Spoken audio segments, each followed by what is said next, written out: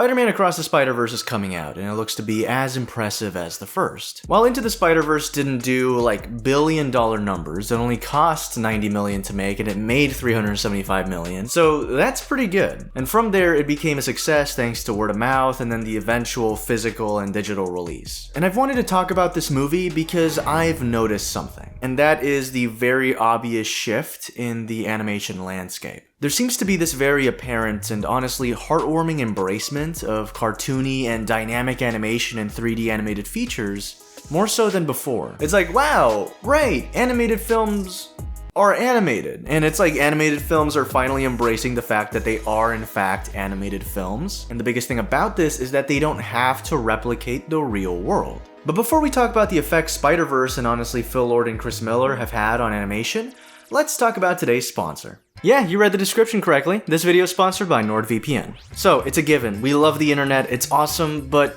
it is a very dangerous place. And that's where NordVPN comes in. Not only can malicious hackers get into your personal data, but also your internet service provider can see what you're searching up. Yeah, they know what you look up, and they can sell that information. NordVPN secures your data, allows you to visit whichever sites you want, whenever and wherever, and VPN security makes hacking near impossible. It blocks malware, makes browsing safer and smoother by identifying malware-ridden files. It also blocks intrusive ads on the spot. And of course, you can use it to change your IP address to another country to access shows and movies that are blocked or unavailable in yours. So go to nordvpn.com/browntable to get the 2-year plan with an exclusive deal, plus 4 bonus months free. It's risk-free with NordVPN's 30-day money-back guarantee. I literally have NordVPN on my computer. I've used it for like 2 years. It's great. I love it so much. Thank you so much for sponsoring me, NordVPN, and definitely check it out. It helps the channel.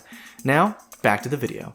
Now here's something that should be apparent. Not only do kids love cartoons and animation, but adults do as well. Everyone loves cartoons and animation. The stigma that only kids should watch and enjoy animation is eroding. Take anime. Why are there so many more fans and viewers than there were before? It feels like it's becoming more mainstream. The reason I know that is because I am one of those people that didn't watch it, and now I do. Trust me, when I'm getting into something, that means it's becoming mainstream, because I'm a very basic bitch. Oh my god, he on X Games mode. Anyways, why is anime getting more popular? That's because people who enjoy cartoons, enjoy animation, are beginning to seek more animation past the usual fucking Teen Titans Go reruns on Cartoon Network. Streaming services have also helped in this regard. From reading webtoons to watching anime based on them, from playing with Lego to watching Lego movies, animation only seems to be moving forward. It seems to be moving forward everywhere but in Disney. Now here's the funny thing, Disney with its 2D animation paved the way, it really did. I'm a massive 2D fan, and Disney classics from Snow White to Beauty and the Beast really showed the world what animation could do. What literally just a drawing can do.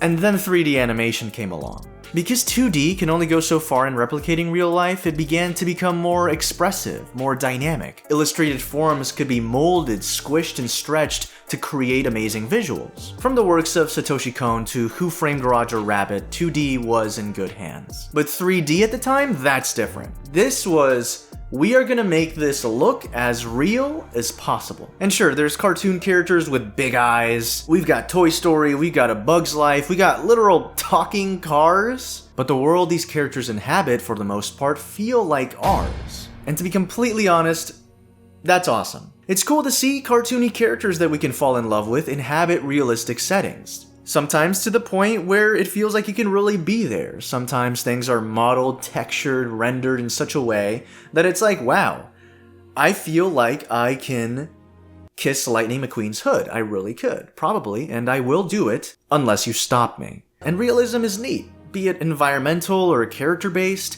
but that's not necessarily what makes animation special. Realism doesn't mean success. I don't know if you remember this movie. If you do, wow, because I feel like it's been forgotten. Do you remember The Good Dinosaur? Is that even what it's called? I'm gonna look it up, hold up. It is. Yeah. Cartoony characters, awesome, but they inhabit a world that is basically photoreal. And you know what? That's boring.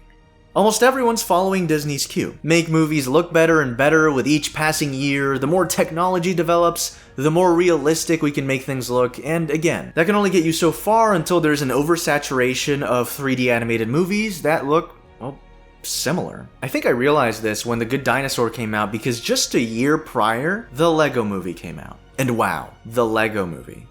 Phil Lord and Chris Miller set out to develop a movie that looked like it was made entirely of Lego. And sure, the characters and sets looked like they were realistic, they looked like real Lego figurines, I felt like I could touch them, but at the same time, water was made of Lego.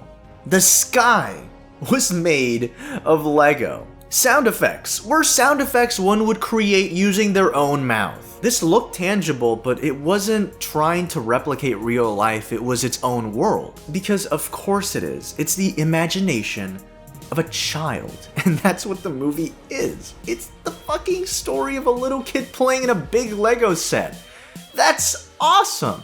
And then just a few years later, we got the movie that changed the animation landscape, maybe forever. Spider-Man Into the Spider-Verse. I was actually not expecting much from this movie. Sony announced an animated Spider-Man movie, and I was just like, why? Miles Morales was announced as the lead, and I was like, why not Peter?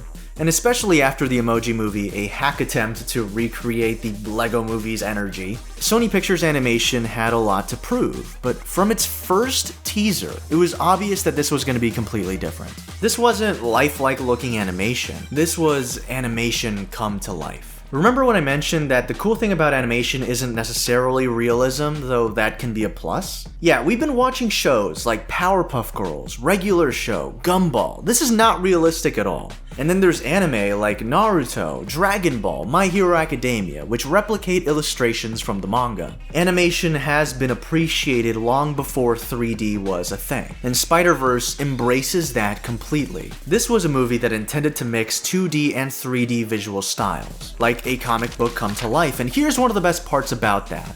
In doing so, it played around with the fact that this is animation. It plays with frame rates. Its character design exaggerates character shapes and forms more than the usual animated feature. It lets itself become a visual feast, one that isn't limited by things not quote-unquote looking real. They literally had a cartoon pig in this movie. It's not meant to evoke realism. And this movie, from a visual and technical standpoint, was a crowning achievement. One that absolutely sent waves across the animation world. A 3D animated movie that remembered the roots of animation. It killed it. That sounded weird. It didn't kill the roots of animation. I mean, it did a good job. I remember when this movie came out, it was game-changing. I remember it being talked about like, if you have this movie in your portfolio, you're fucking set. Like, that's how top tier it was. See, Sony Pictures Animation is supposedly right now going through a transition to become more creator-oriented, creator-focused. They really want to pop off. They want to give creators freedom to create whatever they want. We're getting the Spider-Verse sequels. We're getting that K-pop movie where they're demon or vampire hunters? I think it was vampire hunters. Rich Moore, one of the directors of Zootopia, moved to Sony to develop more original animated features. And here's the funny thing about Disney Animation, also Pixar, but mostly Disney Animation. The thing is, they make phenomenal movies, right? Of course, there's no doubt. But they always kind of circle around the same visual style. Again, this is more so a Disney animation thing than a Pixar thing. Like, remember the Aquafina dragon from Raya the Last Mid? Riddle me this, Batman. Why does the dragon look like Elsa? Look at the concept art. She looks dope. So yeah, the conversation about character design, about visual language, it's diversifying. From then on, we get Mitchells vs. the Machines and Arcane. And listen, Arcane, it was in development around the time Spider-Verse was also being developed. It's almost like this perfect 1-2 punch of, holy shit, maybe just maybe, animated movies don't always have to evoke realism. They don't have to copy real life. They can embrace the fact that it's animation. They can embrace illustration, cartoons, comics, manga, anime. It can be an amalgamation of all these things. And that allows movies to have more fun, to be more conceptual and imaginative. Who can forget the entire 2D animated sequence in Kung Fu Panda 2? I can't. And not even that, like Pinocchio just came out. That's stop motion. That's animation as well. That isn't trying to evoke realism. That's its own beautiful thing. And DreamWorks is going back to its movie roots more so after pushing DreamWorks TV so much. They got The Bad Guys, a movie that has that illustrated flair. We're getting a Kung Fu Panda 4, and right now we've got Puss in Boots: The Last Wish, which, like Spider-Verse, plays with frame rate. And like Spider-Verse trying to recreate the look of a comic book, Puss in Boots attempts to create an almost watercolory, illustrated storybook world. And it totally works. And look, I'm not saying that Spider-Verse originated the concept of playing with frame rates, smear framing, and making 3D animation look illustrated. Not at all. But it definitely popularized it. It made general audiences aware, which in turn made studios aware. Trust me, in a few years, Disney's gonna have to adapt because I think that animated movies are gonna start looking very different. If you still don't think that Spider-Verse had an effect on animation, I give to you Intergalactic. You cannot sit there and tell me that it doesn't look like Spider-Verse.